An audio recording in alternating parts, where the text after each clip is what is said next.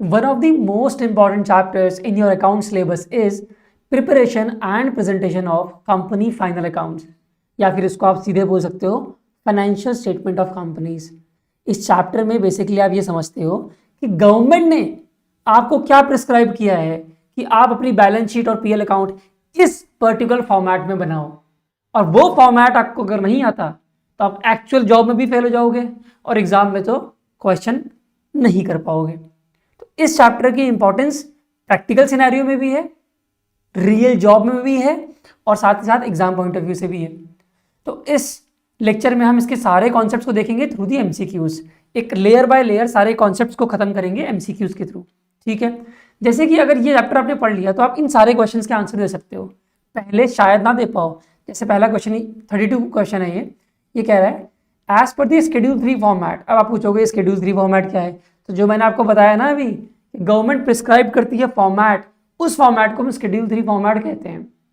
यही आप इस चैप्टर में पढ़ने वाले हो। लिखा हुआ है profit before extraordinary items is calculated as what. ये क्वेश्चन आप कर ही नहीं पाओगे अगर आपको फॉर्मेट नहीं पता होगा, शेड्यूल 3 नहीं पता होगा। तो ये 32nd क्वेश्चन है, तब तक आप सारे कॉन्सेप्ट सीख जाओगे, फिर ये क्वेश्चन को अटेम्प्ट कर सकते हो।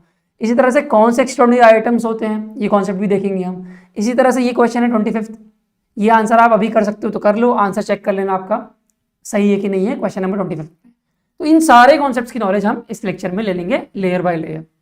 शुरुआत करते हैं फर्स्ट क्वेश्चन के साथ और फर्स्ट कॉन्सेप्ट के साथ, जो कि है as per section 2 subsection 40 which of the following statement is not included in the financial statement in relation to a company. Question में कह रहा है कि अगर फाइनेंशियल स्टेटमेंट पढ़ रहे हो तो पहले पता भी तो होना चाहिए कि फाइनेंशियल स्टेटमेंट्स में क्या क्या चीजें आती हैं, और कंपनीज एक्ट 2013 के हिसाब से कौन कौन सी चीजें फाइनेंशियल स्टेटमेंट्स में आती हैं। और सेक्शन है 2 सब सेक्शन 40। तो बैलेंस शीट तो आती है, आपको पता है, बट सिर्फ बैलेंस शीट नहीं आती, और भी चीजें हैं। पीएल भी आता है, इसमें पूछ रहा है नॉट इंक्लूडेड, तो बैलेंस शीट आता है, प्रॉफिट लॉस भी आता है, फंड फ्लो नहीं आता है, कैश फ्लो आता है, फंड फ्लो नहीं आता है, कैश फ्लो आता है, statement of changes in equity आता है, एक्सप्लेनेटरी नोट्स आते हैं। अब इसका आंसर तो फंड फ्लो स्टेटमेंट है जो नहीं आता है, बट इसको अच्छे से समझो। देखो यहाँ आपके लिए मैं नोट्स भी ले आया हूँ ताकि आपको रिवीजन में आसानी हो। फाइनेंशियल स्टेटमेंट्स में आएगा सबसे पहली चीज़ बैलेंस शीट। इस बैलेंस शीट में आपका इक्विटी प्लस लाइबिलिटी रहती है और असेट्स भी रहते हैं। ठीक है, तो ये आपका क्या हो गई भाई, बैलेंस शीट हो गई। इक्विटी लाइबिलिटी मतलब ऑब्लिगेशंस, एसेट्स मतलब रिसोर्सेज। प्रॉफिट लॉस अकाउंट आता है जिसे आप इनकम एंड एक्सपेंडिचर अकाउंट भी बोल सकते हैं।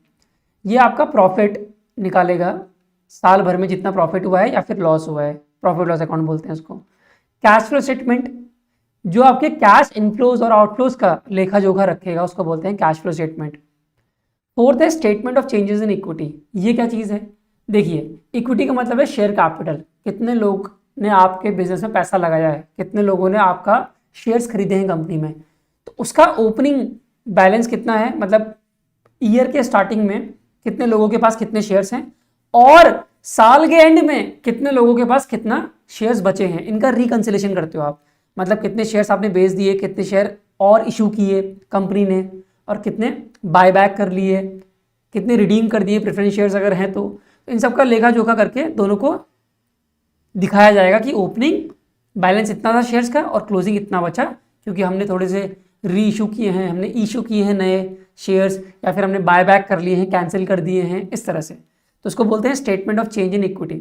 ठीक है, और साथ ही साथ जो आपकी बैलेंस शीट बनी है, पीएल बना है, इनके एक्सप्लेनेटरी नोट्स लगाए जाते हैं। सारी चीज़ें बैलेंस शीट और प्रॉफिट लॉस के पेज पे नहीं दिखा सकते हो। पेज मतलब जो एग्जैक्ट फॉर्मेट है बैलेंस शीट और पीएल अकाउंट का, जो शेड्यूल 3 ने आपको प्रिस्क्राइब कर रखा है, सारे के सारे आइटम्स उसमें डिटेल में नहीं लिख सकते हो, वरना बहुत बड़ा हो जाएगा वो। इसलिए उसको एक्सप्लेन करने के लिए, उसको और डिस्क्लोज करने के लिए इंफॉर्मेशन को नोट्स बनाए जाते हैं इन प्रॉफिट लॉस और बैलेंस शीट के नीचे, उसको बोलते हैं एक्सप्लेनेटरी नोट्स। तो एक्सप्लेनेटरी नोट्स भी फाइनेंशियल स्टेटमेंट्स का पार्ट हैं। तो ये 5 हैं आपके क्या, फाइनेंशियल स्टेटमेंट्स के पार्ट, और ये पांचों आपको याद रखने हैं नेम से, balance sheet, PL account, cash flow, explanatory notes, statement of changes in equity, ये 5 हैं।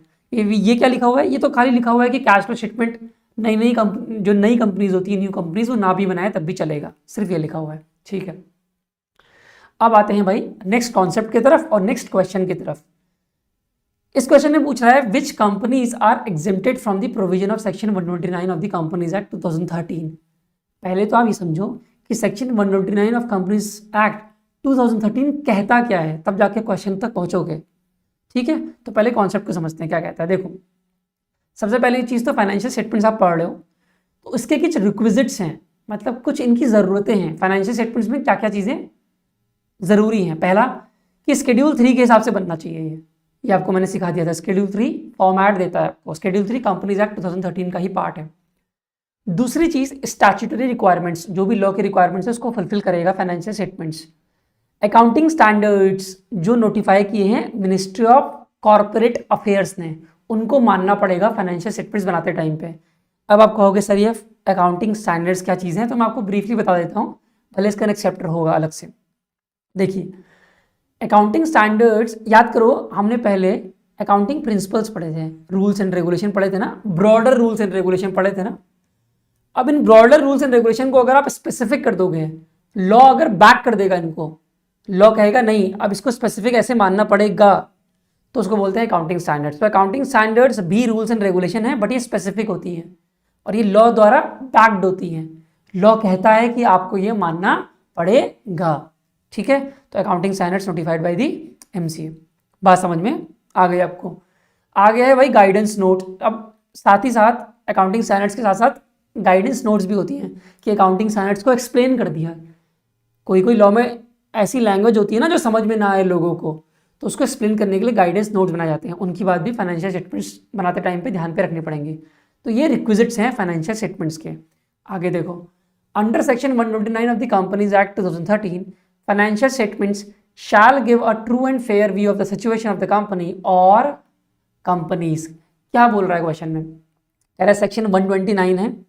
अब हमको क्वेश्चन सेक्शन 129 के बारे में तो पूछ रहा था ना, क्यों इंपॉर्टेंट है पहले समझो।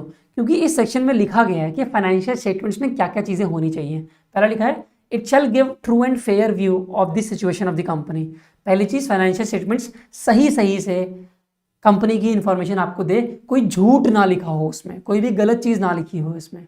तो it shall give a true and fair view of the situation of the company और कंपनीज। बात समझ में आ गई। Second, comply with the notified accounting standards mentioned in the section 133 of the Companies Act। Important है बहुत ज़्यादा। Section 129 ही कहता है कि फाइनेंशियल स्टेटमेंट्स को बनाते टाइम पे अकाउंटिंग स्टैंडर्ड्स की बात माननी पड़ेगी। और कौन से अकाउंटिंग स्टैंडर्ड्स की बात माननी पड़ेगी? जो अकाउंटिंग स्टैंडर्ड्स सेक्शन 133 के अंडर नोटिफाई करती है गवर्नमेंट। और गवर्नमेंट इस सेक्शन के अंडर अकाउंटिंग स्टैंडर्ड्स भी नोटिफाई करती है, इंड एएस मतलब इंडियन अकाउंटिंग स्टैंडर्ड्स भी नोटिफाई करती हैं। दो तरह के अकाउंटिंग स्टैंडर्ड्स हैं, इनकी डिटेलिंग हम अगले लेक्चर में पढ़ेंगे। अभी समझो कि रूल्स एंड रेगुलेशन है स्पेसिफिक। दो टाइप के क्यों हैं ये हम अगले लेक्चर में डिस्कशन में देखेंगे। तो इसका मतलब है सेकंड कंडीशन बोल रहा है 129 का कि भाई अकाउंटिंग स्टैंडर्ड्स की बात माननी पड़ेगी फाइनेंशियल स्टेटमेंट्स बनाते टाइम पे। अकाउंटिंग स्टैंडर्ड्स बताएंगे आपको कि भाई ये चीज़ें दिखाओ, अगर डिप्रिसिएशन से समथिंग कोई भी एस्पेक्ट है उसको इस तरह से दिखाओ, ये दिखाना ज़रूरी है। ये सारी चीज़ें अकाउंटिंग स्टैंडर्ड्स बताती हैं। ठीक है, तीसरी चीज़ बोल रहा है कि शेड्यूल 3 की बात माननी पड़ेगी। शेड्यूल 3 में फॉर्मेट दे रखा है, उस फॉर्मेट की बात आपको माननी पड़ेगी, उसी फॉर्मेट के अकॉर्डिंग आपको फाइनेंशियल स्टेटमेंट्स बनाना पड़ेगा। और फोर्थ चीज़ कहता है कि अगर आपकी सब्सिडरी कंपनी है या एसोसिएट कंपनी है तो आपको एसोसिएट कंपनी और सब्सिडरी कंपनी के साथ में मिलकर कंसोलिडेटेड मतलब मर्ज करके फाइनेंशियल स्टेटमेंट्स दिखानी पड़ेंगी। सारी की सारी फाइनेंशियल स्टेटमेंट्स को कंबाइन करके शो करना पड़ेगा। इसे कहते हैं कंसोलिडेटेड फाइनेंशियल स्टेटमेंट्स। बात समझ में आ गई ना? ठीक है। Section 129 does not apply to banking company, insurance company और companies involve in generation of electricity. बात समझ में आ गई? क्या बोल रहा है कि ये सेक्शन 129 के बारे में चारों जो हमने पॉइंट्स बात किए हैं ये अप्लाई नहीं करेंगे बैंकिंग कंपनी में। अब आप पूछोगे सर ऐसा क्यों है कि बैंकिंग कंपनी में अप्लाई क्यों नहीं करेंगे? देखिए, बैंकिंग कंपनी में अप्लाई इसलिए नहीं करेंगे भाई क्योंकि बैंकिंग कंपनी को रेगुलेट करने के लिए इनके खुद के रूल्स हैं, खुद का एक्ट है banking regulation act. Insurance company को रेगुलेट करने के लिए भी इनका खुद का एक्ट है, तो वो अपने एक्ट की बात मानेंगे कि कंपनीज एक्ट की बात मानेंगे? इस लॉजिक की वजह से बैंकिंग कंपनी में सेक्शन 129 एप्लीकेबल नहीं होता है, ना ही इंश्योरेंस कंपनी में होता है, ना ही बाकी कंपनीज में होगा जिनके अपने स्पेसिफिक एक्ट्स हैं। देखो लिखा है specific acts are applicable for these companies. ठीक है, क्वेश्चन पे आ जाओ। क्वेश्चन में कह रहा था कि 129 सेक्शन के प्रोविजन किस पे लागू नहीं होंगे, लिखा ना, which companies are exempted from the provisions of section 129। अभी हम पढ़ के आए थे इंश्योरेंस कंपनी में, बैंकिंग कंपनी में, कोई भी कंपनी जो जनरेशन और सप्लाई ऑफ इलेक्ट्रिसिटी में एंगेज्ड है उस पर अप्लाई नहीं होगा 129। मतलब इन कंपनीज को अकाउंटिंग स्टैंडर्ड्स मानने की जरूरत नहीं है, ना ही शेड्यूल 3 के फॉर्मेट के हिसाब से अपनी फाइनेंशियल स्टेटमेंट्स बनाने की जरूरत है। लेकिन बाकी जो कंपनीज बची जो कि इनकॉर्पोरेट हुई हैं कंपनीज एक्ट 2013 के अंडर, उन सबको बात माननी पड़ेगी शेड्यूल 3 की, कंपनीज एक्ट 13 की, सेक्शन 129 की। बात समझ में आ गई? चलो next question. According to companies rules 2015, what is the net worth requirement for unlisted company to comply with the Indian accounting standard? देखो क्वेश्चन टफ है, आई नो डिफिकल्ट है, मेरी बात ध्यान सुनोगे तो पूरा कॉन्सेप्ट भी आ जाएगा और क्वेश्चन भी आ जाएगा। मैंने आपसे बताया था अभी कि हमारे पास दो तरह के अकाउंटिंग स्टैंडर्ड है, एक है अकाउंटिंग स्टैंडर्ड सिर्फ और दूसरा है इंडियन अकाउंटिंग स्टैंडर्ड्स, इसको हम शॉर्ट में बोलते हैं इंड AS। सबसे पहले तो आप दोनों का डिफरेंस समझो, मैं जो बताने जा रहा हूँ बड़े ध्यान समझो तो दोनों का डिफरेंस समझ में आएगा।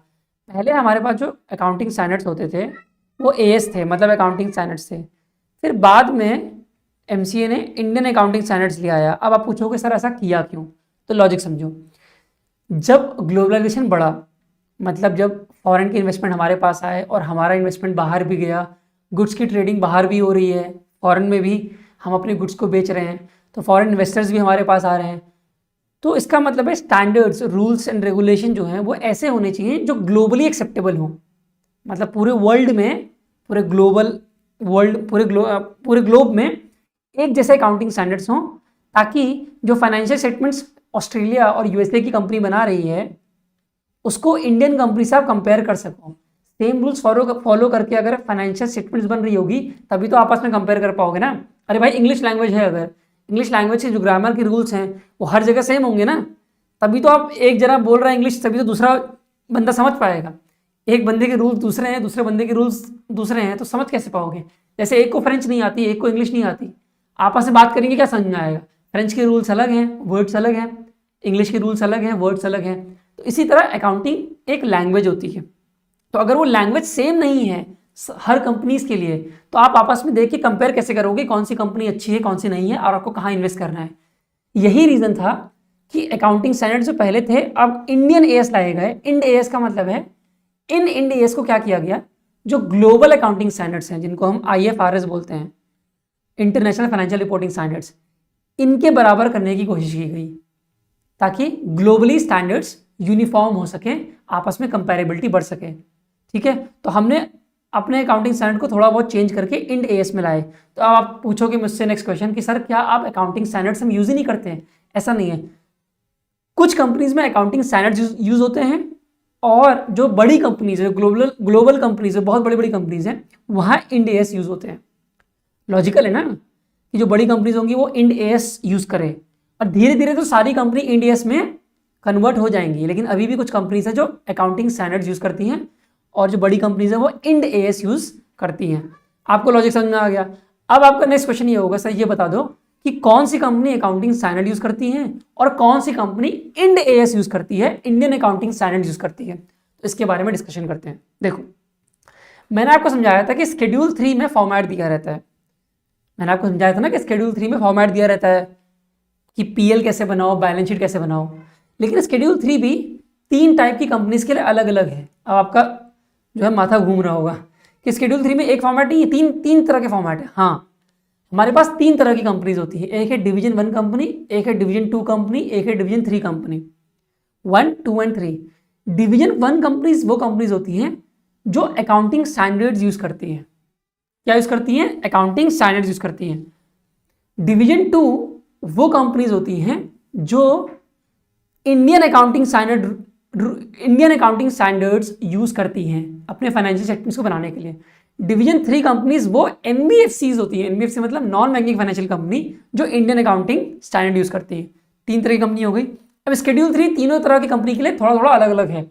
आपके कोर्स में क्या है, आपको पढ़ना क्या है, आपको डिवीजन 1 के लिए शेड्यूल 3 पढ़ना है बस। शेड्यूल 3 में आपको दिखाऊंगा अभी फॉर्मेट पीएल का और बैलेंस शीट का। आपको अपने सिलेबस के हिसाब से, अपने एग्जाम के हिसाब से डिवीजन 1 कंपनी का शेड्यूल 3 पढ़ना है बस, ठीक है।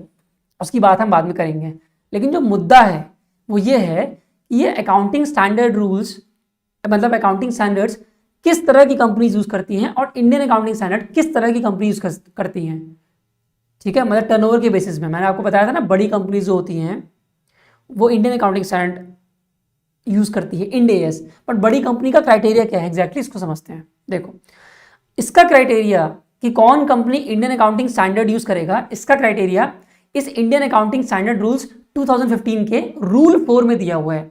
रूल 4 है, ये आपको याद नहीं रखना है कि रूल 4 है कि क्या है, बट मैं आपको नॉलेज के लिए बता रहा हूँ। बट जो याद रखना है वो मैं अब बताने जा रहा हूँ। टर्नओवर का क्राइटेरिया रूल 4 में दे रखा है कि किन कंपनीज को इंडियन अकाउंटिंग स्टैंडर्ड यूज करना है, और जो कंपनीज बच जाएंगी वो अकाउंटिंग स्टैंडर्ड यूज करेंगी, नॉर्मल वाला, पुराने वाले अकाउंटिंग स्टैंडर्ड यूज करेंगी। लेकिन जिन कंपनीज का नाम लिखा हुआ है, क्राइटेरिया लिखा हुआ है इस इंडियन अकाउंटिंग स्टैंडर्ड रूल्स में, वो इंडियन अकाउंटिंग स्टैंडर्ड यूज करेंगी। तो कौन सी है वो कंपनीज जिनको इंडियन अकाउंटिंग स्टैंडर्ड यूज करना है, ये रही लिस्ट। पहला, कोई भी कंपनी जो वॉलंटरीली यूज करना चाहती है वो कर सकती है। पहली बात तो, पहला क्राइटेरिया तो सिंपल है, चाहे वो छोटी कंपनी हो, बड़ी कंपनी हो, लेकिन कंपनी होनी चाहिए, कॉर्पोरेट होना चाहिए। कंपनी मतलब कॉर्पोरेट, नॉर्मल वर्ड में बोलते हैं ना कॉर्पोरेट्स। तो कॉर्पोरेट अगर है, अगर कंपनी है, तो वो वॉलंटरी बेसिस में वो इंडियन अकाउंटिंग स्टैंडर्ड यूज कर सकती है, क्योंकि ज़्यादा अच्छे स्टैंडर्ड्स हैं, ज़्यादा सिंक में है इंटरनेशनल फाइनेंशियल रिपोर्टिंग स्टैंडर्ड्स के हिसाब से, ग्लोबल स्टैंडर्ड्स के हिसाब से। तो चाहे तो कोई भी कंपनी इंडियस यूज कर सकती है वॉलंटरली, छोटी हो बड़ी हो। लेकिन किसके लिए मैंडेटरी है, देखो सेकंड पॉइंट में लिखा हुआ है, कंपनीज हुज इक्विटी और डेट सिक्योरिटीज आर लिस्टेड। भाई लिस्टेड कंपनीज हैं, स्टॉक एक्सचेंज में लिस्टेड है। ये जरूरी नहीं है कि इंडिया में, नस्दाक है यूएसए की, आपकी स्टॉक एक्सचेंज है यूएसए का, नस्दाक है, वहां भी अगर लिस्टेड है तो भी आपको इंडियन अकाउंटिंग स्टैंडर्ड ही यूज करना है। तो अगर स्टॉक एक्सचेंजेस में आपका कंपनी का शेयर लिस्टेड है तो आपको यूज करना पड़ेगा Indian accounting standard. Second point कह रहा है। थर्ड पॉइंट कह रहा है, अगर मान लो आप लिस्टेड नहीं भी हो, मान लो आप अनलिस्टेड कंपनी हो, फिर भी आपको यूज करना पड़ सकता है इंडियन अकाउंटिंग स्टैंडर्ड। अगर आपकी नेटवर्थ, अगर उस कंपनी की नेटवर्थ 250 करोड़ या उससे ज़्यादा है, 250 करोड़ या उससे ज़्यादा है, तो या तो आपको इंडियन अकाउंटिंग स्टैंडर्ड यूज करने हैं, इंड एएस। या फिर एनबीएफसीज ऐसी हैं जो जिनकी इक्विटी या डेट लिस्ट हैं ऑलरेडी स्टॉक एक्सचेंजेस में, या लिस्ट होने के प्रोसेस में है, तो भी उनको यूज करना पड़ेगा इंड एएस। या फिर सेम चीज एनबीएफसी के लिए बोल रहा है, अगर अनलिस्टेड भी हो लेकिन आपकी अगर नेटवर्थ 250 करोड़ के ऊपर है तो भी आपको यूज करना पड़ेगा इंड एएस। बात समझ में आ गई आपको, ठीक है भाई। तो इसका आंसर क्या होगा, simple. What is the net worth requirement, अभी हम पढ़ के आए थे भाई, 250 crore is the net worth requirement. कोई भी unlisted public company, unlisted company है, चाहे वो एनबीएफसी क्यों ना हो, चाहे वो अनलिस्टेड पब्लिक कंपनी क्यों ना हो, ₹250 करोड़ इज द क्राइटेरिया, इसीलिए इसका आंसर है ऑप्शन नंबर बी। बात समझ में आ गई, ठीक है भाई। अब आते हैं नेक्स्ट क्वेश्चन पे। Balance sheet of a company is required to be prepared in the format given in what. अब मेरी बात बड़ी ध्यान समझो, मैंने आपको बताया था ना कि बैलेंस शीट में दिया रहता है, शेड्यूल 3 में दिया रहता है फॉर्मेट, बैलेंस शीट का फॉर्मेट और पीएल का फॉर्मेट। लेकिन शेड्यूल 3 के अंदर भी डिफरेंट पार्ट्स हैं। पार्ट 1 में आपका फॉर्मेट दिया है बैलेंस शीट का, तो इसका आंसर क्या हो जाएगा, पहली बात तो शेड्यूल 3 पार्ट 1, जिसमें आपको बैलेंस शीट का फॉर्मेट दिया है, और ये रहा फॉर्मेट शेड्यूल 3 का पार्ट 1। अब इस फॉर्मेट को आपको बिल्कुल रट्टा मारना है। रट्टा मारना मतलब ये आपको लिख के प्रैक्टिस करनी है, आपको ये सारे हेड्स पता होने चाहिए। एग्जाम में क्वेश्चन आ सकता है कि कौन सा आइटम किस हेड में है। जैसे इक्विटी एंड लायबिलिटी की साइड पहला हेड है शेयर होल्डर्स फंड, दूसरा है share application money pending allotment, तीसरा है नॉन करंट लायबिलिटीज, चौथा है करंट लायबिलिटीज। ठीक है, सबको अगर आप कर दोगे प्लस यहाँ से लेके यहाँ तक तो आपकी टोटल लायबिलिटी बन जाएगी। और ये जो यहाँ लिखा हुआ है ना इस साइड, ये इस साइड नहीं है, ये इसके नीचे ही है। पीपीटी में जगह नहीं है इसलिए यहाँ पे लिखा हुआ है ये इसके नीचे ही। ठीक है, तो यहाँ बन जाएगी टोटल लायबिलिटीज। फिर इसके नीचे आ जाएंगे असेट्स। असेट्स में आपके जो मेन हेडिंग्स है, जो मेन हेड है वो है नॉन करंट एसेट और करंट एसेट। यहाँ पे मेन हेड देखो कितने हैं, 4 हैं। कौन से हैं, share holders fund, share application money pending allotment, non current liabilities, current liability. Asset side में सिर्फ 2 हैं, नॉन करंट एसेट और करंट एसेट। और उसके अंदर कौन कौन से सब हेड है, ये सब आपको याद होने चाहिए। ठीक है, सारे के सारे हेड्स आपको याद होने चाहिए। जैसे शेयर होल्डर फंड में क्या आएगा, शेयर कैपिटल, जो लोगों ने पैसा इन्वेस्ट कर रखा है। रिजर्व एंड सरप्लस, जो भी आपका एक्यूमुलेटेड प्रॉफिट्स हैं, जो आपके प्रॉफिट्स बचे हुए हैं पिछले सालों से, वो आप रिजर्व एंड सरप्लस में रखते हो, ठीक है। Money received again share warrants, share warrants वो डॉक्यूमेंट्स होते हैं जो ये कहते हैं, जैसे हम और आप, मेरी और आपकी कंपनी है, मैंने और आपने क्या किया, एक डॉक्यूमेंट जो है इशू कर दिया किसी इन्वेस्टर को, फ्यूचर इन्वेस्टर को। उस डॉक्यूमेंट में लिखा हुआ है कि भाई इस डेट पे तुम हमसे इतना शेयर खरीद सकते हो इतने रुपए में, उसको बोलते हैं शेयर वारंट्स।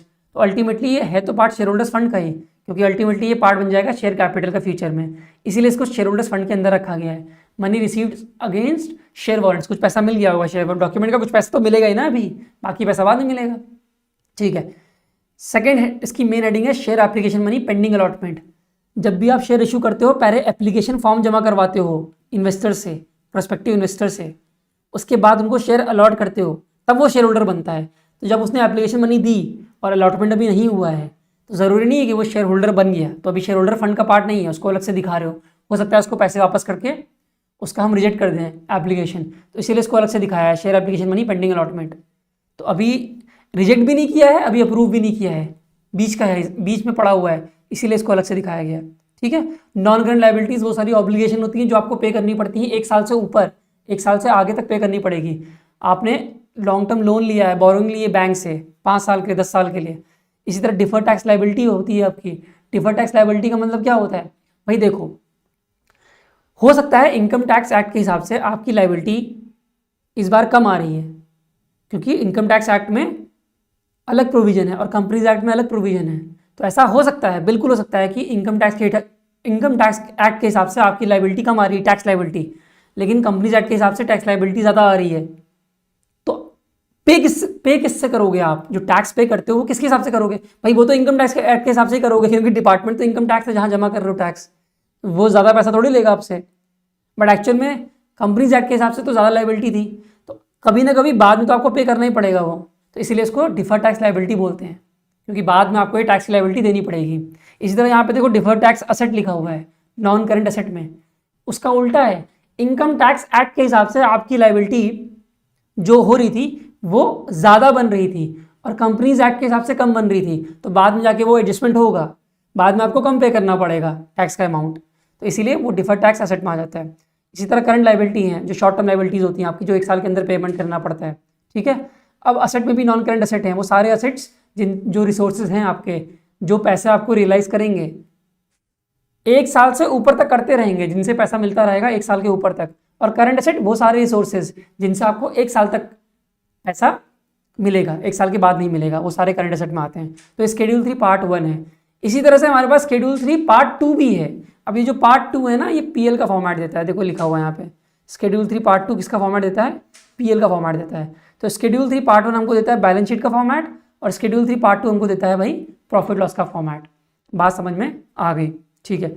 इसमें एक और ऑप्शन था टेबल ए, ये याद रख लेना सब लोग, पहले ही बता दे रहा हूँ मैं, ये आ सकता है एग्जाम में। स्केड्यूल 3 पार्ट 1 होता है format of balance sheet, schedule 3 part 2 होता है format of statement of PL. अब ये टेबल ए क्या है, टेबल ए कुछ नहीं है, ये आर्टिकल ऑफ एसोसिएशन का है, इसका फाइनेंशियल स्टेटमेंट से कोई मतलब नहीं है। AOA होता है, कंपनीज के अंदर के जो रूल्स और रेगुलेशन होते हैं वो आर्टिकल ऑफ एसोसिएशन में लिखे रहते हैं, उसको बोलते हैं AOA, ठीक है। Next question, as per companies act balance sheet of the company is required to be presented in what, horizontal form और वर्टिकल फॉर्म। अभी हम पढ़ के आए थे भाई, वर्टिकल फॉर्म में था, ऐसे करके आपका शेयर होल्डर्स फंड भी था और नॉन करंट लायबिलिटीज़ थी, करंट लायबिलिटीज़ थी, मतलब इक्विटी लायबिलिटी थी, उसी के नीचे असेट होता है, साइड में नहीं होता है। साइड में लिखा इसलिए था क्योंकि नीचे जगह नहीं थी, तो इसको बोलते हैं वर्टिकल फॉर्मेट। जो हमने जेनरिक फॉर्मेट पढ़ा था पहले लेक्चर्स में, फर्म के लिए, प्रोप्राइटरशिप फर्म के लिए, पार्टनरशिप फर्म के लिए, उसको हम बोलते हैं हॉरिजॉन्टल फॉर्मेट। वो हॉरिजॉन्टल फॉर्मेट होता है, ठीक है, वो जेनरिक फॉर्मेट होता है, वो फर्म्स में काम आता है। बट ये है वर्टिकल फॉर्मेट जो कंपनीज एक्ट आपको बोलता है बनाने को। बात समझ में आती, तो आंसर है इसका option number B. Next question, trade payables are shown in the balance sheet under which head. Question ऐसे ही आएंगे आपके पास कि भाई कौन सा आइटम किस हेड में आता है। तो भाई बड़ा आसान है ये, ट्रेड पेबल आपका कहाँ है, ये मैंने आपको फॉर्मेट दिया था, देखो ट्रेड पेबल करंट लायबिलिटी में बना हुआ है। ट्रेड पेबल मतलब क्या, किसी सप्लायर से आपने कोई सामान खरीदा, रॉ मटेरियल खरीदा या गुड्स खरीदे, उसको पैसे देना बाकी है। जनरली ये मान के चलते हैं कि 1 साल के अंदर हम उसको पेमेंट कर ही देंगे। तो भाई 1 साल के अंदर अगर आप पेमेंट इसको कर दोगे तो ऑब्वियस सी बात है वो ट्रेड पेबल करंट लाइबिलिटी में आता है, इसीलिए ये किस में आएगा, करंट लाइबिलिटी में आएगा। ठीक है भाई, आगे बढ़ते हैं। Inventories are shown in the balance sheet under which head. Inventories भी बड़ा आसान है भाई, इन्वेंट्रीज हमारे स्टॉक्स है, हमारे गुड्स हैं जो हम 1 साल के अंदर बेचने वाले हैं, तो ये भी करंट असेट में आएंगे। ठीक है, ट्रेड पेबल में हमको पैसे देने थे 1 साल के अंदर तो करंट लाइबिलिटी था, यहाँ हमारे पास इन्वेंट्रीज हैं जिनको हम बेचने वाले हैं तो उनसे पैसे आएंगे, इसलिए ये करंट असेट है। और करंट असेट ही क्यों है, नॉन करंट असेट क्यों नहीं है, क्योंकि इन्वेंट्रीज और स्टॉक्स ये मान के चलते हो आप कि आप 1 साल के अंदर बेच दोगे, ठीक है, ये हमारा बिक जाएगा, ये अज्यूम करके चलते हो, इसलिए ये करंट असेट है। Answer is option number A. Next, which of the following is not shown as the part of shareholders fund under equity and liability side of the balance sheet as per companies act 2013। अभी मैंने आपको format दिखाया था, share holders fund के अंदर share capital आता है, तो ये आंसर नहीं है क्योंकि हमको नॉट निकालना है। रिजर्व एंड सरप्लस आता है, money received against share warrants भी आता है, मैंने आपको समझाया भी था, लेकिन share application money pending allotment ये अलग से हेड है, ये शेयर होल्डर्स फंड का पार्ट नहीं है, तो इसका आंसर क्या हो जाएगा, ऑप्शन नंबर डी। ये जो सेकंड हेड था हमारा अलग से, देखो यहाँ पे लिखा हुआ है ना, share application money pending allotment, ये सारे क्वेश्चन इंपॉर्टेंट है, डायरेक्टली क्वेश्चन एग्जाम में आते हैं, ध्यान रखना। Next, which of the following में be recorded under long term liability section of the balance sheet. Long term liability में कौन सा आएगा, ऐसे ऑब्लिगेशन जो आपको 1 साल से ऊपर तक पे करते जाने हैं, ट्रेड पेबल नहीं, 1 साल के अंदर पेमेंट करनी पड़ती है। डिबेंचर्स लॉन्ग टर्म लोन्स होते हैं, ये आपको 1 साल से ऊपर तक पेमेंट करनी पड़ती है, ये लोन लिया है आपने, ये वापस करोगे, इंटरेस्ट भी देते रहोगे 1 साल से ऊपर तक, तो इसीलिए इसका आंसर है ऑप्शन नंबर बी, डिबेंचर्स। बात समझ में आती है, आगे बढ़ते हैं। ये फॉर्मेट देखो लिखा हुआ है यहाँ पे, नॉन करंट लाइबिलिटीज में अगर जाओगे आप, नॉन करंट लाइबिलिटी देखो यहाँ पे लिखा है ना, लॉन्ग टर्म बोरिंग्स, इस लॉन्ग टर्म बोरिंग्स के अंदर ही डिबेंचर्स भी आते हैं। ठीक है भाई, option number B is the right answer. Next question, which of the following expenses will not be including the acquisition of plant. Plant मतलब असेट, असेट में क्या चीज़ इंक्लूड नहीं करोगे, नहीं, हाँ क्या चीज़ इंक्लूड नहीं करोगे, नॉट बी इंक्लूडेड, ये मैं आपको पहले भी समझा चुका हूँ। अगर आप कोई प्लांट खरीदते हो, उसकी परचेज कॉस्ट से लेकर जब तक उसको प्रेजेंट लोकेशन और कंडीशन में ना ले आओ फैक्ट्री साइट पे, जब तक उसको यूज़ ना कर पाओ आप प्रोडक्ट्स बनाने के लिए, तब तक उसमें जो भी खर्चे हैं सारे के सारे खर्चे प्लांट के एक्विजिशन में आप डालोगे, कैपिटलाइज करोगे। ठीक है, तो एनुअल मेंटेनेंस चार्जेस, भाई ये तो रिपेयर चार्ज है, इसको नहीं लोगे, इसको मशीन के एक्विजिशन की कॉस्ट में नहीं लोगे, ये तो रिवेन्यू एक्सपेंडिचर है। ठीक है, इंस्टॉलेशन एक्सपेंस ये ज़रूरी है प्लांट को चलाने के लिए, तो ये कैपिटलाइज करोगे, इसको प्लांट के एक्विजिशन की कॉस्ट में लोगे। परचेस प्राइस तो ऑब्वियस सी बात है लोगे। डिलीवरी चार्जेस भैया, ट्रांसपोर्टेशन भी तो ज़रूरी है, तभी तो प्रेजेंट लोकेशन में आएगा। तो आइडेंटिफिकेशन क्राइटेरिया सिर्फ एक है, whatever cost you are incurring in bringing the machinery to the present location and condition, all that cost is going to be included in the acquisition of plant. ठीक है, all that cost is going to be capitalized. ठीक, तो इसका answer है annual maintenance charge, ये नहीं करोगे capitalise, ये रिवेन्यू एक्सपेंडिचर है, ये पीएल का पार्ट है, पीएल का एक्सपेंस है, प्रॉफिट लॉस का। ठीक है, which of the following is true about the financial statements. A, financial statements gives us summary of accounts, सही है, हम पढ़ के आ चुके हैं।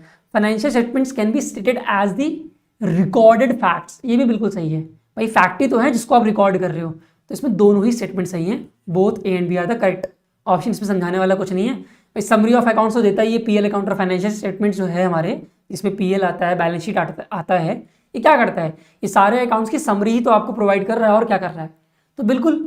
और फाइनेंशियल स्टेटमेंट्स फैक्ट्स भी हैं भाई, फैक्ट बेसिस में तो बना रहे हो ना, कोई ऐसा तो नहीं है कि कोई तुक्का मार रहे हो, कोई जो है आर्बिट्रेरी एंट्रीज कर दे रहे हो, नहीं, जो वाउचर्स हैं उन्हीं के बेस पे आप एंट्रीज कर रहे हो, तो वो रिकॉर्ड फैक्ट्स हैं ही हैं। ठीक है भाई, समराइज फॉर्म में, तो both A and B are going to be answer.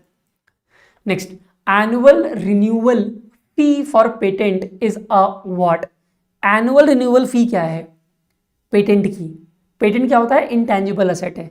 मान लो आपने कोई इन्वेंशन किया भाई, कोई प्रोडक्ट बनाने के लिए कोई आपने इन्वेंशन किया, कोई टेक्नोलॉजी इन्वेंट किया आपने, तो आपका पेटेंट है उसके पास। अब कोई और कंपनी उस इन्वेंशन को यूज़ नहीं कर सकती जब तक आप उसको पेटेंट राइट ना दो, और पेटेंट राइट दोगे तो आपको पैसे मिलेंगे फ्यूचर में, वो आपको रेंट देगा इस चीज़ का, तो एक तरह का ये इंटेंजिबल एसेट हो गया। लेकिन कह रहा है कि एनुअल रिन्यूअल फ़ी, जो रिन्यूअल फ़ी है उसकी, उस पेटेंट की, वो आप अगर पे कर रहे हो तो वो क्या है, कैपिटल एक्सपेंडिचर है, रेवेन्यू एक्सपेंडिचर है? देखो ये सिंपली रेवेन्यू एक्सपेंडिचर है, बात को समझना। यहाँ आप एनुअल रिन्यूअल फी कर रहे हो, ऐसा नहीं कि आपको ये फ्यूचर इनकम प्रोवाइड कर रहा है, कुछ नया इन्वेंशन नहीं कर रहे हो। पेटेंट ऑलरेडी था आपके पास, उसको आप एनुअली रिन्यू कर रहे हो, और एनुअली रिन्यू कर रहे हो तो मतलब उसका फायदा आपको 1 साल तक ही मिलने वाला है, अगले साल आपको फिर से रिन्यू करना पड़ेगा उसकी फीस को, ठीक है, जिससे बिजनेस को आप कंडक्ट कर सको स्मूथली। तो एनुअल रिन्यूअल फी हर साल होती जाएगी, तो ये रेवेन्यू एक्सपेंडिचर है, कैपिटल एक्सपेंडिचर नहीं है। हाँ, अगर आप नई टेक्नोलॉजी इन्वेंट कर रहे हो, इसके अलावा दूसरी टेक्नोलॉजी इन्वेंट कर रहे हो, वो आपका कैपिटल एक्सपेंडिचर होगा, उस पर जो कॉस्ट का खर्चा आया है, ठीक है। Next, who is responsible for prescribing accounting standards as per section 133? मैंने आपको जब सेक्शन 129 पढ़ा रहा था, मैंने 133 भी दिखाया था आपको।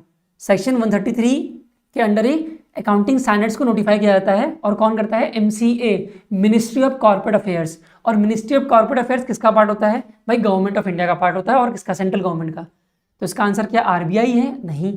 ASB है? नहीं। NFRA है? नहीं। ICI है? नहीं। सेंट्रल गवर्नमेंट है? जी हाँ। सेक्शन 133 कंपनीज एक्ट 2013 के सेक्शन 133 के अंडर सेंट्रल गवर्नमेंट प्रिस्क्राइब करती है अकाउंटिंग स्टैंडर्ड्स। क्लियर है बात? आगे बढ़ते हैं। सेक्शन 129 मैंने आपको बताया था पूरा का पूरा, देखो लिखा है ना, ठीक है। सेक्शन 133 के अंडर कौन नोटिफाई करता है भाई? MCA नोटिफाई करती है। Next, revenue expenditure wrongly recorded as the capital expenditure will result in what? देखो रेवेन्यू एक्सपेंडिचर PL का पार्ट है, प्रॉफिट लॉस अकाउंट में जाएगा एज एन एक्सपेंस, जिससे आपकी इनकम कम होगी। एक्सपेंस बढ़ेगा तो भाई इनकम प्रॉफिट तो कम होगा ना। लेकिन कह रहा है उस रेवेन्यू एक्सपेंडिचर को आपने, अकाउंटेंट ने, कैपिटल एक्सपेंडिचर मान लिया है। कैपिटल एक्सपेंडिचर मतलब असेट में डाल दिया आपने, तो भैया आपका इनकम जो पहले कम हो रहा था अब वो कम नहीं होगा। इसका मतलब है ओवर स्टेटमेंट हो गया नेट प्रॉफिट का। क्या हो गया? ओवर स्टेटमेंट हो गया। और आपने कैपिटल एक्सपेंडिचर ले लिया, मतलब असेट में डाल दिया, तो आपका असेट भी ओवर स्टेट हो गया। तो भाई दो चीज़ें हुई हैं, पहली बात तो आपका over statement of net profit हुआ है, दूसरा आपका ओवर स्टेटमेंट ऑफ असेट भी हुआ है। बात समझ रहे हो ना? ये देखो बैलेंस शीट है, बात समझना, हाँ, कोई कंफ्यूजन नहीं होनी चाहिए, बाद में प्रॉब्लम होगी। कैपिटल एक्सपेंडिचर मान लो ना, तो आपने मशीन में डाल दिए, मशीन में डाल दिया है। मान लो आपने एनुअल रिपेयर करा रहे थे, मेंटेनेंस चार्ज था, उसको मशीन की कॉस्ट में डाल दिया, तो आपने असेट में डाल दिया ना यार, तो असेट बढ़ जाएगा आपका भाई, वहाँ पे आपका प्रॉफिट बढ़ जाएगा PL में, क्योंकि आपने जो एक्सपेंस रखना चाहिए था वो नहीं रखा, तो भाई आपकी प्रॉफिट बढ़ गई। तो इसीलिए बोल रहा है over statement of net profit and over statement of asset. बात समझ में आ गई? Very good. तो आंसर इसका ऑप्शन नंबर C। इसको एक्सप्लेनेशन को पढ़ो, तब तक पानी पीता हूँ।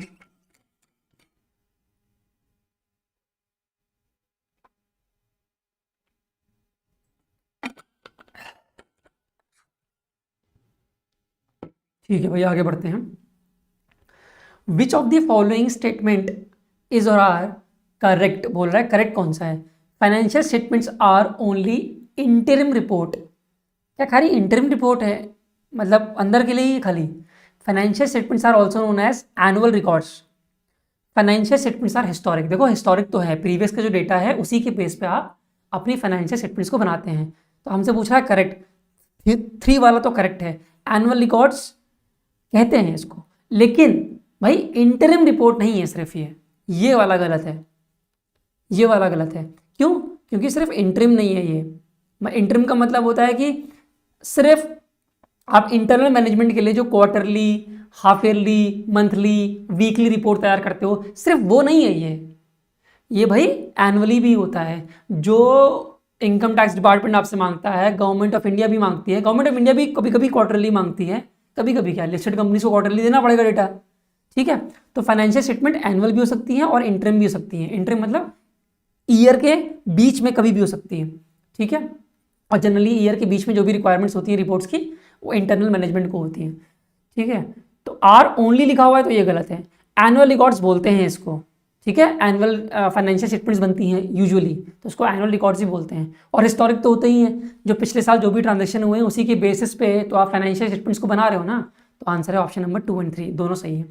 Next question, share allotment account is a which type of account? इसमें बहुत सारे बच्चे कंफ्यूज होते हैं, तो मैं आपको बता दूं, अगर आप सोच रहे हो इसका आंसर रियल अकाउंट है तो नहीं है, अगर आप सोच रहे हो इसका आंसर नॉमिनल अकाउंट है तो ये भी नहीं है। इसका अकाउंट पर्सनल अकाउंट है। बहुत सारे बच्चे कंफ्यूज होते हैं, इसलिए मैं क्वेश्चन को ले आया है। देखो क्यों है पर्सनल अकाउंट, बड़े ध्यान सुनो। पहले पर्सनल अकाउंट को रिवाइज करते हैं। पर्सनल अकाउंट इंडिविजुअल से डील करता है, कंपनी से डील करता है, फर्म से डील करता है, या ग्रुप से डील करता है। यही पढ़ा था हमने कि पर्सनल अकाउंट क्या होता है, इंडिविजुअल्स का होता है, फर्म्स का होता है, कंपनीज का होता है, ग्रुप्स का होता है। अब ये बताओ जो शेयर अलॉटमेंट अकाउंट होता है ये क्या रिप्रेजेंट करता है। शेयर अलॉटमेंट अकाउंट हम ओपन ही इसलिए करते हैं जब हम अपने प्रोस्पेक्टिव इन्वेस्टर को शेयर अलॉट कर देते हैं और उनसे पैसा मिलना बाकी होता है, तब हम शेयर अलॉटमेंट अकाउंट ओपन करते हैं। क्या एंट्री क्या होती है, एंट्री आपको मैं ऐसे बता दे रहा हूँ, बाद में हम पढ़ेंगे इसका चैप्टर, अभी मैं खाली ऐसे ही ब्रीफली बता रहा हूँ। जब हमको अलॉटमेंट के पैसे मिलने हैं तो हम शेयर अलॉटमेंट अकाउंट ओपन करते हैं, डेबिट कर देते हैं, और टू शेयर कैपिटल कर देते हैं क्रेडिट। अब ये शेयर अलॉटमेंट अकाउंट है, डेबिट ही क्यों कर रहे हो, बात समझो। सामने वाली पार्टी से पैसा मिलने वाला है हमें, वो हमारा डेटर है, उसने हमको पैसा नहीं दिया है, वो हमको पैसा देगा अभी, तो डेटर को हमेशा डेबिट करते हो, क्योंकि पर्सनल अकाउंट का यही रूल है। अरे भाई बात समझो ना, जो पैसा हमको दे रहा है वो कोई पर्सन तो है, इंडिविजुअल है या फर्म है, ठीक है। तो ये जो अलॉटमेंट का पैसा है ये किसको रिप्रेजेंट कर रहा है, उस पर्सन को रिप्रेजेंट कर रहा है, उस इंडिविजुअल को रिप्रेजेंट कर रहा है, उस फर्म को रिप्रेजेंट कर रहा है, उस कंपनी को रिप्रेजेंट कर रहा है, और वो सारी चीजें क्या है, पर्सनल अकाउंट्स में आती हैं। इसीलिए शेयर अलॉटमेंट अकाउंट एक पर्सनल अकाउंट है। बात समझ में आ गई, ठीक है। एक ट्रिक भी लिखी हुई यहाँ पे, all accounts that record amounts due from the people. ये ध्यान रखना, ये ट्रिक आपको मैं दे रहा हूँ। कुछ भी अमाउंट ड्यू होता है किसी भी इंडिविजुअल से या किसी कंपनी से, जैसे एप्लीकेशन, अलॉटमेंट, डेटर्स, ये सारे के सारे पर्सनल अकाउंट्स में आते हैं। एग्जाम में क्वेश्चन डायरेक्टली आ सकता है, इसलिए मैं ले आया आपके लिए, ठीक है। Okay, next, premium received on issue of shares is shown on liability side of the balance sheet, asset side, credit side, debit side, none of the above. बड़ा इजी है। देखो आपने शेयर्स का इशुएंस किया, भाई नॉमिनल वैल्यू 100 रुपये है, आपने इशू किया 110 रुपये में, 10 रुपये की जो प्राइस है, पूछ रहा है ये कहाँ जाएगा। अरे ये रिजर्व एंड सरप्लस में जाएगा, और कहाँ जाएगा, सिक्योरिटी प्रीमियम कहाँ जाएगा भाई, रिजर्व एंड सरप्लस में। और रिजर्व एंड सरप्लस किस साइड होता है भाई, लाइबिलिटी साइड में होता है, असेट साइड में तो होगा नहीं, लाइबिलिटी साइड में ही होगा रिजर्व एंड सरप्लस, ठीक है। हमने पढ़ा था ना शेयर होल्डर्स फंड के अंदर था share capital, reserve and surplus. कुछ चमक रहा है, नहीं चमक रहा, याद आ रहा है, नहीं आ रहा है। शेड्यूल 3 आपको याद होना चाहिए, प्रॉपर लिख के याद कर लेना, ठीक है। Next, total of equities and liability side of the balance sheet is ₹20 lakhs। Non current asset 5 lakh है, क्रेडिटर्स 2 लाख हैं, करंट एसेट बताना है। कुछ क्वेश्चन में है ही नहीं यार। देखो लाइबिलिटी और इक्विटी साइड को प्लस करके 20 lakhs दे रखा है, दूसरी साइड होती है असेट, वो होता है किसके बराबर, non current asset plus current asset के बराबर होता है। नॉन करंट एसेट 5 लाख है और करंट एसेट आपको निकालना है। क्रेडिटर्स आपको बिना मतलब पे दे रखे हैं कंफ्यूज करने के लिए। भाई क्रेडिटर्स कौन होते हैं, जिससे आपने उधार लिया होता है, मतलब आपने सामान ले लिया होता है बट आपने पेमेंट नहीं की होती है, भाई वो तो इक्विटी लाइबिलिटी के अंदर आ चुका है ना, तो ये कंफ्यूज करने के लिए दे रखा है, इसको नोट मत कर लेना, ठीक है। तो करंट एसेट की वैल्यू कैसे आएगी भाई, बड़ा आसान है, करंट एसेट इक्वल टू क्या हो जाएगा, 20 - 5, 15 लाख आंसर हो जाएगा।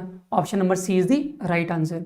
नेक्स्ट क्वेश्चन, अच्छा कर रखा है मैंने यहाँ पे, वही चीज़ें जो अभी सिखाई थी, ठीक है। Next, total of assets are 36,000, liabilities are 16,000, what is the amount of equity. देखो जो पहले के भी क्वेश्चन हमने कर रखे हैं, अगर आपको कोई भी क्वेश्चन एक बार में नहीं आता तो वीडियो पॉज कर लिया करो, उसको दोबारा सुना करो और खुद भी ट्राई किया करो, ठीक है। कुछ कुछ क्वेश्चन डिफिकल्ट होते हैं तो उसको दोबारा सुन लिया करो, ये ईजी है। पर टोटल एसेट क्या है, 36,000 है। अब भाई लाइबिलिटी साइड दे रखी है 16,000, इक्विटी बोल रहा है निकालने को, इसको इससे माइनस कर दो, आंसर आ जाएगा। भाई क्या है इस क्वेश्चन में, कुछ भी नहीं है, आंसर क्या हो जाएगा 20,000। भाई माइनस करो 20,000 तो आएगा, ठीक है। नेक्स्ट, अच्छा इस लेक्चर की पीडीएफ आपको मिल जाएगी टेलीग्राम चैनल पे, ठीक है। अभी आगे क्वेश्चन और हैं बट मैंने कहा ये इन्फॉर्मेशन आपको दे देता हूँ। ये गूगल लेंस आपके उसमें होगा ना, उससे स्कैन कर लेना, QR कोड आपको डायरेक्ट कर देगा, ये रीडायरेक्ट कर देगा टेलीग्राम चैनल पे, वहाँ पीडीएफ मिल जाएगी। या फिर आप टेलीग्राम पे डायरेक्ट सर्च कर सकते हो @commerce by संतोष सर, और इसको भी गूगल लेंस से स्कैन कर लेना या फिर सर्च कर लेना CGB मेंटर्स, ठीक है, पीडीएफ के लिए और आने वाले लेक्चर्स की नोटिफिकेशन के लिए, ठीक है भाई। नेक्स्ट, प्रोविजन फॉर टैक्स कहाँ आता है, किस सब हेड में आएगा।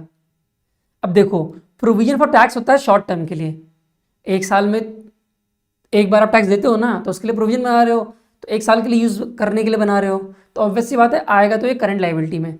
लेकिन करंट लाइबिलिटी के अंदर भी हमारे पास एक सब हेड होता है शॉर्ट टर्म प्रोविजन का, तो उसको बोलते हैं शॉर्ट टर्म प्रोविजन। तो इसका आंसर है ऑप्शन नंबर डी। ठीक है, ये देखो यहाँ पे आपको दिखाता हूँ मैं, करंट लाइबिलिटी के अंदर जाओ, शॉर्ट टर्म बोरोइंग था, ट्रेड पेबल था, अदर करंट लाइबिलिटी था, फिर क्या देखो, फिर क्या है, शॉर्ट टर्म प्रोविजन। क्या है, शॉर्ट टर्म प्रोविजन, इसी में आता है प्रोविजन फॉर टैक्स। ठीक है, चलो, current assets are the assets expected to be realised within, देखो जनरल डेफिनेशन है कि एक साल के अंदर अगर आपको पैसा उससे मिल गया तो वो करंट असेट में आएगा, तो option number C is the right answer. General definition है, usual, as per the companies act definition थोड़ी सी बड़ी है, वो कभी बाद में पढ़ेंगे हम जब उसका क्वेश्चन आएगा। When the company dissolves, which of the following the debenture holders have the right to receive? जब कंपनी बंद हो रही है तो डिबेंचर होल्डर्स को क्या राइट है रिसीव करने का? डिबेंचर मतलब जिस बंदे ने आपको लोन दिया है, हमारी कंपनी हमको लोन दे रखा है, तो जब कंपनी बंद हो रही है तो उस डिबेंचर होल्डर का क्या राइट है, हमसे क्या लेगा वो? देखो, जो उसने लोन दिया है वो तो उसे वापस करना पड़ेगा, साथ में जो भी इंटरेस्ट अभी तक हुआ है अक्रू, वो भी हमें देना पड़ेगा, वो भी उसका राइट है लेना। ठीक है, तो principal and interest both are going to be the answer, option number A. Next, as per schedule 3 of the Companies Act, which of the following is not a current liability? कौन सा आपका current liability नहीं है? Current liability क्या होती है? वो obligations जो हमको एक साल के अंदर पे करनी पड़ती हैं। Short term borrowings, trade payables, short term provision, deferred tax liabilities, none of the above. अब मेरी बात बड़ी ध्यान से सुनो, कह रहा है कौन सी करंट लाइबिलिटी नहीं है? तो देखो, शॉर्ट टर्म बोरोइंग तो आपको एक साल के अंदर पे करनी पड़ती है, तो ये करंट लाइबिलिटी है, तो ये आंसर नहीं होगा। ठीक है, ट्रेड पेबल एक साल के अंदर पे करना पड़ता है, तो ये भी आंसर नहीं होगा। शॉर्ट टर्म प्रोविजन भी करंट लाइबिलिटी में आता है, सिखाया था, तो ये भी आंसर नहीं होगा। डिफर्ड टैक्स लाइबिलिटी आपको सिखा रखा था, ये नॉन करंट लाइबिलिटी में है।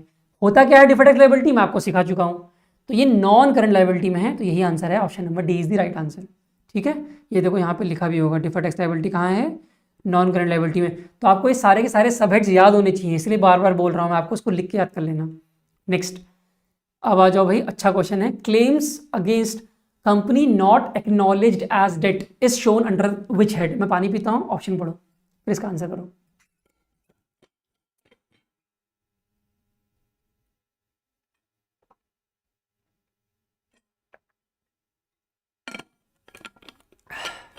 डन, पढ़ लिया? क्या है आंसर इसका बताओ।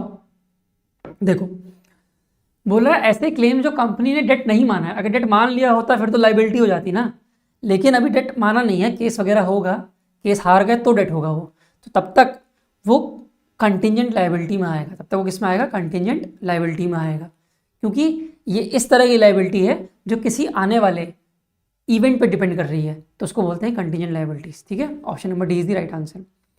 अब देखो, जो हमने फॉर्मेट आपको बताया था, जो मैंने आपको फॉर्मेट बताया था शेड्यूल 3 का, बैलेंस शीट का फेस, उसके नीचे नोट्स टू अकाउंट्स भी होते हैं। नोट्स टू अकाउंट्स का मतलब क्या है, उसको एक्सप्लेन करने के लिए डिटेलिंग लिखी होती है, उन्हीं डिटेलिंग में, उन्हीं नोट्स टू अकाउंट में कंटीजेंट लाइबिलिटी और कमिटमेंट भी लिखा जाता है। देखो यहाँ पे डेफिनेशन साफ साफ दे रखी है, मतलब दे रखा है कि कंटीजेंट लाइबिलिटी में क्या क्या आएगा, कमिटमेंट में क्या क्या आएगा, दोनों में छोटा सा डिफरेंस है। देखो, कमिटमेंट में वो सारी चीज़ें आती हैं जो आपको पे करनी ही करनी है, जो फिक्स है, जिसकी लाइबिलिटी पैदा होगी बाद में, अभी नहीं हुई है, बाद में होगी। मतलब आपने कॉन्ट्रैक्ट कर लिया है बट आपको आगे पेमेंट करना है, जब सामने वाली पार्टी आपसे पैसा मांगेगी तो आपको पैसा पे करना पड़ेगा। फॉर एग्जाम्पल, आपने किसी शेयर में पैसा लगाया है, ठीक है, 10 रुपये का शेयर था, मैं कमिटमेंट्स की बात कर रहा हूँ, 5 रुपये कॉल कर दिए हैं उस कंपनी ने, 5 रुपये आपने दे भी दिए हैं, लेकिन बाकी 5 रुपये उसने कॉल नहीं किया है अभी तक, तो जब वो कॉल करेगा आपको देना पड़ेगा। तो एक कॉन्ट्रैक्ट के अंडर आप लायबल हो कि आपको पैसा देना पड़ा, तो आपका एक कमिटमेंट है, तो कमिटमेंट में कॉन्ट्रैक्ट साइन किया होता है आपने। अरे भाई, कॉन्ट्रैक्ट ही तो साइन करोगे, किसी कंपनी का शेयर खरीदोगे तो एप्लीकेशन फॉर्म देते हो ना, वो कॉन्ट्रैक्ट ही होता है, तो ये कमिटमेंट होता है। और कमिटमेंट को क्लासीफाई करते हो क्या, कैसे, estimated amount of contracts remaining to be executed on capital accounts and not provided for, जिसकी लाइबिलिटी आपने face of the balance sheet में नहीं लिखी है, उसको आप यहाँ पे जो भी कॉन्ट्रैक्ट आपने किए हैं उसको यहाँ लिख दोगे। अनकॉल्ड लाइबिलिटी ऑन शेयर्स मैंने अभी सिखाया था आपको, और अगर बाकी भी कमिटमेंट्स है उसको भी सेपरेटली यहाँ पे नेचर दिखा के शो कर दो। कंटिजेंट लाइबिलिटी क्या होती है, ये हम पहले भी डिस्कस कर चुके हैं पहले के लेक्चर्स में, फिर मैं आपको बता देता हूँ। ये एक फ्यूचर इवेंट पे डिपेंड करता है। मान लो किसी ने आप पे केस कर दिया बट आपको नहीं लगता कि आप केस हारोगे अभी, तो केस कोर्ट में जाएगा, अगर आप हारते हो तब आपको पैसे देने पड़ेंगे। अरे उसने आपसे पैसे मांग लिए, उसने आपको आप पे केस किया, हमारी कंपनी पे केस कर दिया उसने 10 लाख रुपए का, कह रहा कंपनसेशन दो मुझे इतना, मेरे को नहीं लगता हम केस हारेंगे। तो कोर्ट में केस जाएगा, उसके बाद जब डिसीजन आएगा उस इवेंट पे डिपेंड करता है कि ये लाइबिलिटी बनेगी कि नहीं बनेगी। तो इसको बोलते हैं कंटीजेंट लाइबिलिटी, मतलब ये लाइबिलिटी हो भी सकती है और नहीं भी हो सकती है। Claim against the company not acknowledged as debt, guarantees भी इसी में आता है। डायरेक्टली क्वेश्चन आ सकता है गारंटीज कहाँ आएगा, तो लिखोगे गारंटी कहाँ आएगा, कंटीजेंट लाइबिलिटी में आएगा, सिंपल। और भी कुछ है तो वो भी लिख देना, ठीक है भाई। नेक्स्ट, ये क्वेश्चन हमने कर लिया नहीं, हाँ ये तो कर लिया, नहीं ये नहीं किया। Unclaim dividend appears in the companies balance sheet under the sub head. अब क्वेश्चन में क्या बोल रहा है देखो, कह रहा है कंपनी की बैलेंस शीट है, मैं चार्जर लगा देता हूँ, एक मिनट, इसमें बैटरी कम है, ठीक है लगा दिया। अब unclaim dividend appears in the companies balance sheet under the sub head. देखो क्वेश्चन में बोल रहा है कि डिविडेंड क्लेम नहीं हुआ है, मतलब देखो हमारी कंपनी थी, हमने डिविडेंड प्रपोज किया पहले कि हम इतना डिविडेंड देंगे, और हमने डिविडेंड डिक्लेयर भी कर दिया, हमने बोल भी दिया, न्यूज़पेपर में छाप दिया कि भाई इतना डिविडेंड हम डिक्लेयर कर रहे हैं और ये आपको 2% 3% का डिविडेंड मिलेगा पर शेयर में। लेकिन सामने वाली पार्टी का एड्रेस हमारे पास नहीं था, उसका बैंक अकाउंट नहीं था क्योंकि उसकी KYC अपडेट नहीं थी, उसकी डिटेल्स हमारे पास नहीं है, कॉन्टैक्ट भी अपडेटेड नहीं है, तो उसको हम कॉन्टैक्ट नहीं कर पा रहे हैं, तो उसका हम डिविडेंड कैसे पे करेंगे, नहीं कर पाएंगे। इसको बोलते हैं अनक्लेम डिविडेंड, क्योंकि सामने वाली पार्टी ने अभी तक डिविडेंड क्लेम ही नहीं किया है, ठीक है। तो ऐसी जो डिविडेंड होती है वो कंपनी की बैलेंस शीट में कहाँ उतरेगी, किस सब हेड में उतरेगी। एक तो होता है हेड, मेन हेड, और उसके नीचे होते हैं सब हेड्स। तो ये उतरती है आपकी अदर करंट लाइबिलिटी में, जो कहीं नहीं आता वो अदर करंट लाइबिलिटी में आएगा। देखो शॉर्ट टर्म बोरिंग में तो आएगा नहीं, ट्रेड पेबल में भी आएगा नहीं, वो तो फिक्स है। शॉर्ट टर्म प्रोविजन ये है नहीं, तो कहाँ आएगा, अदर करंट लाइबिलिटी में। और करंट तो ये है, करंट लाइबिलिटी का ही पार्ट है, क्योंकि भाई कभी भी पैसा सामने वाली पार्टी मांग सकती है हमको, और हमको तुरंत देना पड़ेगा। और जनरली अज्यूम करते हैं कि 1 साल के अंदर पार्टी मांगेगी हमसे, अज्यूम करते हैं ऐसा, ठीक है। ऐसा तो नहीं है कि ये 5 साल बाद पे करना कोई ज़रूरी है, अभी नहीं पे करेंगे, ऐसा तो नहीं बोल सकते ना। तो इसीलिए इसको अदर करंट लाइबिलिटी में डालते हैं, under the head current liability, ठीक है। नेक्स्ट, ये देखो अदर करंट लाइबिलिटी के मैं आपके लिए एक्सप्लेनेशन भी ले आया हूँ, नोट्स अकाउंट में क्या क्या चीज़ें रहती हैं, इसको याद कर लेना सब कुछ। इसमें बहुत सारे इंपॉर्टेंट पॉइंट्स हैं, जैसे current मैच्योरिटीज of finance lease obligation भी अदर करंट लाइबिलिटी में आएगा। इंटरेस्ट जो अक्रू हुआ है पर वो ड्यू नहीं हुआ है, अक्रू समझते हो ना, ड्यू समझते हो कि नहीं समझते हो, चलो मैं बता देता हूँ एक बार। देखो आपने लोन लिया 1 करोड़ रुपए का, 1 करोड़ का लोन लिया, इसका इंटरेस्ट आपको मंथली देना पड़ता है, चलो हटाओ मंथली, इसका इंटरेस्ट आपको क्वार्टरली देना पड़ता है, हर 3 महीने के एंड में देना पड़ता है। पहला महीना गुजर गया, इसका मतलब ये थोड़ी है कि पहले महीने का कोई इंटरेस्ट अक्रू नहीं हुआ है, कि पहले महीने का कोई इंटरेस्ट आया ही नहीं है। पहले महीने का इंटरेस्ट तो कुछ ना कुछ है, बट आपको ड्यू नहीं है, आपको देना नहीं है। बट पहले महीने का इंटरेस्ट भी कुछ ना कुछ होगा, सेकंड मंथ का भी कुछ होगा, थर्ड मंथ का भी कुछ होगा, तभी तो तीनों को ऐड करके 3 महीने का कंबाइंड इंटरेस्ट आएगा, जो कि आपको पे करना पड़ेगा ड्यू डेट पे। अरे भाई आपके बीच में जो अग्रीमेंट हुआ है उसमें ड्यू डेट फिक्स्ड है कि 3 महीने के एंड में पे करना, तीनों महीने का इंटरेस्ट। बट इसका मतलब ये थोड़ी है कि 1 महीने के एंड में इंटरेस्ट कुछ हुआ ही नहीं, इंटरेस्ट तो हुआ पर वो ड्यू नहीं था। तो ऐसा इंटरेस्ट जो अक्रू तो हुआ पर अभी देना नहीं है, उसको बोलते हैं interest accrued but not due. और अगर इंटरेस्ट अक्रू हो भी गया और वो ड्यू भी हो गया तो उसको बोलते हैं interest accrued and due on borrowings, जो 3 महीने के बाद आपको पेमेंट करना है। ये सारी चीज़ें अदर करंट लाइबिलिटीज़ में आती हैं, ठीक है। इसके अलावा देखो लिखा है अनपेड डिविडेंड्स, क्वेश्चन में ये तो था, अनक्लेम डिविडेंड बोलो चाहे अनपेड डिविडेंड बोलो, बात एक ही है, ठीक है। तो ये सारे कहाँ आते हैं, अदर करंट लाइबिलिटीज़ में आते हैं, ठीक है। बाकी भी पढ़ लेना, नोट्स आपको मिल जाएंगे।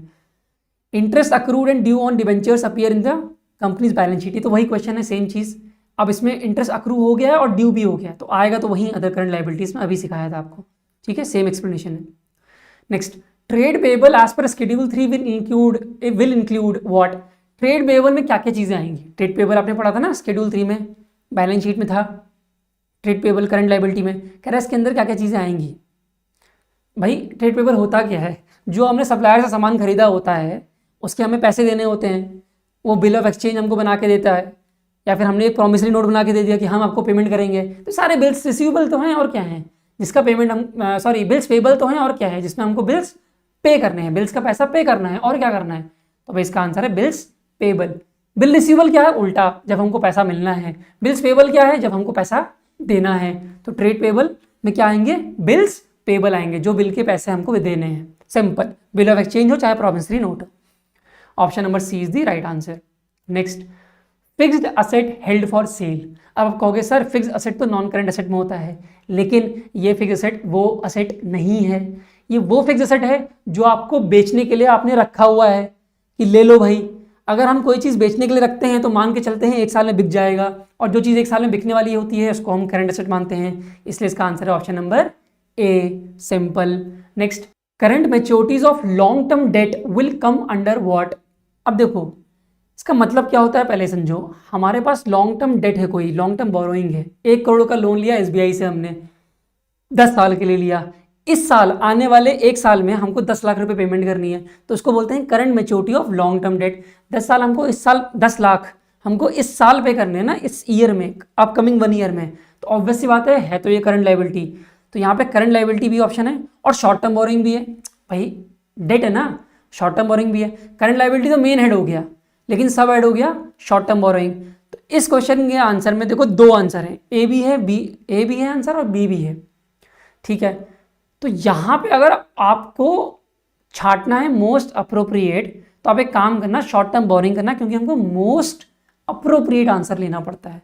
ये मेन हेड है, बट अगर और स्पेसिफिक जाओगे तो शॉर्ट टर्म बोरोइंग है। डेट है ना, डेट मतलब बोरिंग होता है, तो शॉर्ट टर्म बोरिंग है। तो इसलिए अगर मैं इसका स्पेसिफिक आंसर बताऊं तो ऑप्शन नंबर बी हो सकता है, शॉर्ट टर्म बोरिंग। लेकिन इसमें करंट लायबिलिटी भी आंसर हो सकता है। तो मैं एक काम करता हूँ, इसको चेंज कर देता हूँ ताकि कन्फ्यूजन ना हो, वरना आप कहोगे सर 2 ऑप्शन कैसे रख दिया आपने आंसर में। ठीक है, रुको, इसको कर देते हैं चेंज। इसको मैं लिख देता हूँ नॉन करंट लायबिलिटीज, अब कन्फ्यूजन नहीं होगा आपको। ठीक है, ठीक, तो इसका आंसर हो जाएगा अब शॉर्ट टर्म बोरिंग। ठीक है, ठीक है भाई। और ये शॉर्ट टर्म बोरिंग के अंदर क्या क्या चीज़ें आती हैं देखो, यहाँ पे लिख भी रखा है। देखो लास्ट पॉइंट क्या लिखा हुआ है, जो इटैलिक में है और हाईलाइटेड है, मतलब अंडरलाइंड है, current मैच्योरिटीज of long term borrowing shall be disclose separately. ये शॉर्ट टर्म बोरिंग्स में आता है आपका। ठीक है, चलो इसकी भी ऑप्शन को चेंज करना पड़ेगा ना, आंसर के नॉन करंट है। ठीक, चलो भाई आगे बढ़ते हैं नेक्स्ट क्वेश्चन की तरफ। Declaration of dividend for current year is made after providing for what. देखो कभी भी कंपनी डिक्लेरेशन करती है डिविडेंड का, अगर वो तभी करेगी जब सारे के सारे डिप्रिसिएशन को वो चार्ज कर लेगी। इस साल के भी और पहले साल के भी अगर डिप्रिसिएशन कोई बचे हैं जो चार्ज नहीं किए होंगे, तो उनको चार्ज करने के बाद ही डिप्रिसिएशन चार्ज करने के बाद ही डिक्लेयर करती है डिविडेंड। तो depreciation of previous year only, no. Depreciation on asset for the current year and arrears of depreciation of past year, मतलब पहले साल के, पहले वाले ईयर्स के जो भी डिप्रिसिएशन आए हैं, एक्यूमुलेट हो गए हैं, जिनको चार्ज नहीं किया गया अभी तक, उनको भी ऐड करोगे। ठीक है, तो बिल्कुल सही है, option number B is the right answer.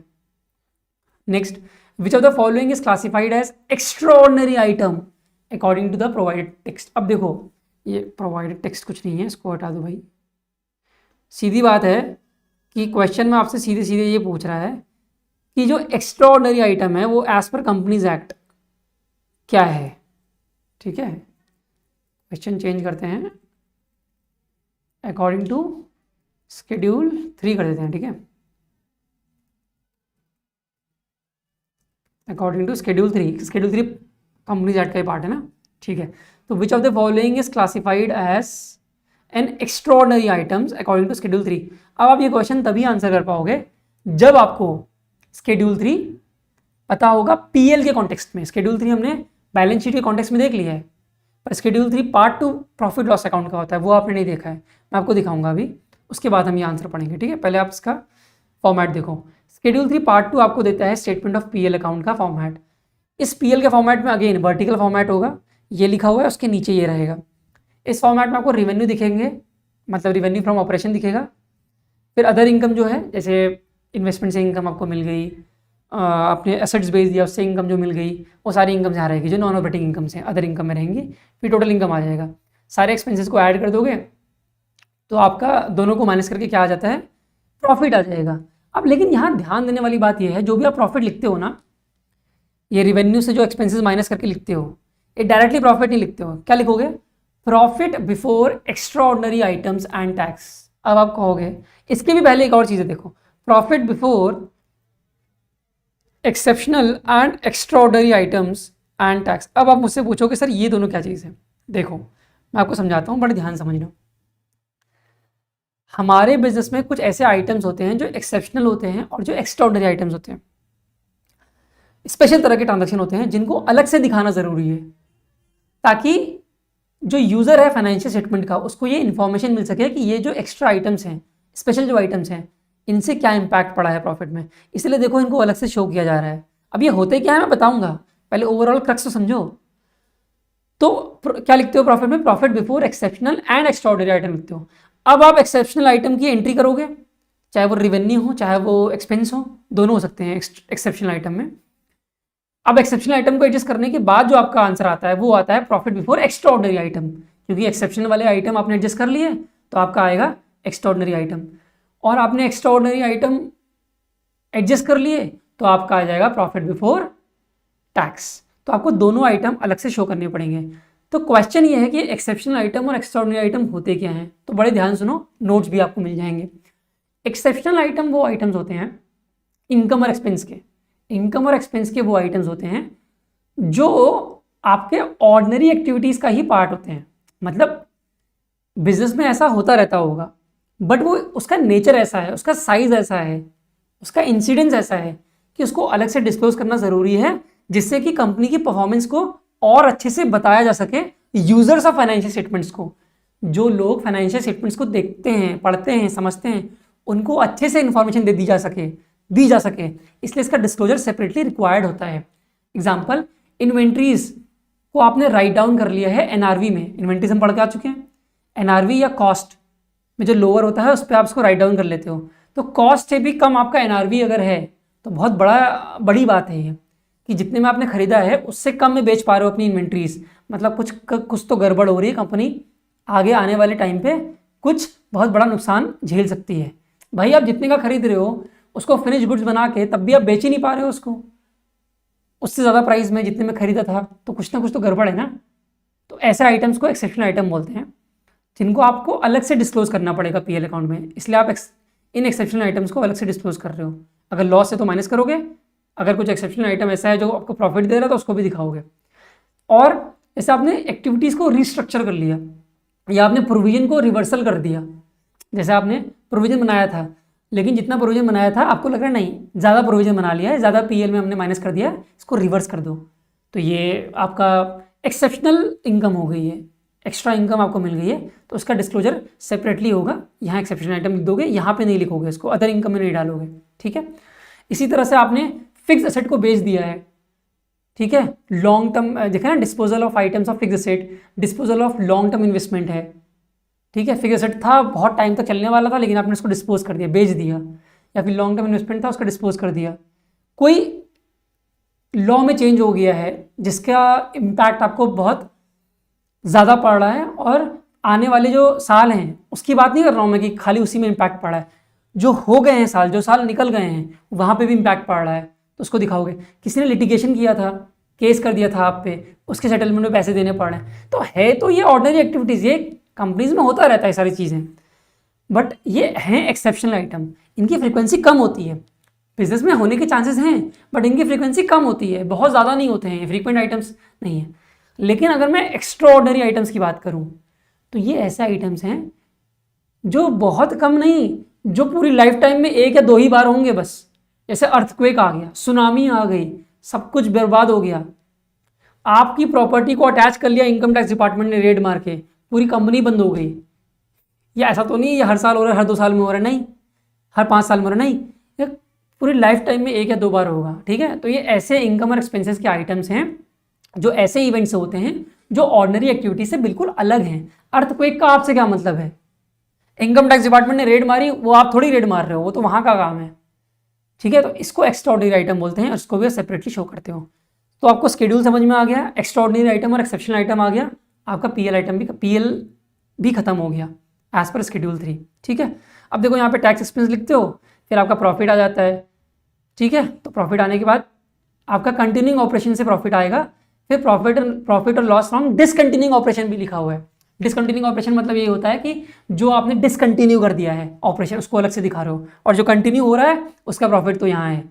ऐसा भी हो सकता है ना, कोई आपका ऑपरेशन ऐसा हो, कोई काम ऐसा हो जो साल के बीच में ही आपने खत्म कर दिया हो, नहीं कैरी कर रहे हो पूरे साल भर, तो उसको पूरे साल भर की इनकम में थोड़ी ले जाओगे, उसको अलग से दिखाओगे। ठीक है, फाइनली आपका पूरा प्रॉफिट आ जाएगा, पूरे पीरियड का प्रॉफिट या लॉस।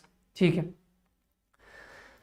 अब आ गए आपके नेक्स्ट क्वेश्चन। ये क्वेश्चन जो था एक्स्ट्राऑर्डिनरी आइटम, एक्स्ट्राऑर्डिनरी आइटम में क्या आएगा, loss from the earthquake. Extraordinary item में एक्सेप्शनल नहीं है ये। ठीक है, बाकी सारे देखो एक्सेप्शनल हैं। ठीक है, next, according to schedule 3 format, profit before the extraordinary items is calculated as what. अभी सिखाया था, तो यहाँ बोल रहा है कि प्रॉफिट बिफोर एक्स्ट्राऑर्डिनरी आइटम कैसे आएगा। तो जब आपने एक्सेप्शनल आइटम को माइनस किया था इस प्रॉफिट से, profit before exceptional and extraordinary item से, तो आपका प्रॉफिट बिफोर एक्स्ट्राऑर्डिनरी आइटम्स आ गया। ठीक है, तो option number C is the right answer. Explanation तो मैं आपको ऑलरेडी दे चुका हूँ। चलो भाई, नेक्स्ट क्वेश्चन जो है 33 to 38, ये है आपके होमवर्क। सब कुछ मैंने सिखा दिया है। ठीक है, तो आपको इन क्वेश्चन को अपने आप अटेम्प्ट करना है, वीडियो पॉज करके, कमेंट सेक्शन में आंसर करना, उसके बाद आंसर देखना। आंसर में आपके लिए दिया है मैंने, और इसका एक्सप्लेनेशन भी दे रखा है। कुछ नहीं करना है, शेड्यूल 3 में फॉर्मेट है, और फॉर्मेट में दे रखा है कौन सा आइटम किस हेड में आएगा, सब कुछ दे रखा है। उसका एक्सप्लेनेशन भी यहाँ लिखा हुआ है, आप देख लेना। ठीक है, बट आपको पहले खुद ट्राई करना है। अगर नहीं कर पा रहे हो, उसका मतलब इस लेक्चर को दोबारा देखो, फिर तिबारा देखो, और उस फॉर्मेट को अपने आप लिखने की प्रैक्टिस करो। सबसे इंपॉर्टेंट चीज़ ये है, उस फॉर्मेट को लिखने की कोशिश करो। ठीक, चलो आज के लिए इतना ही। अब मिलेंगे नेक्स्ट क्लास में, तब तक के लिए टाटा bye bye, thank you everyone.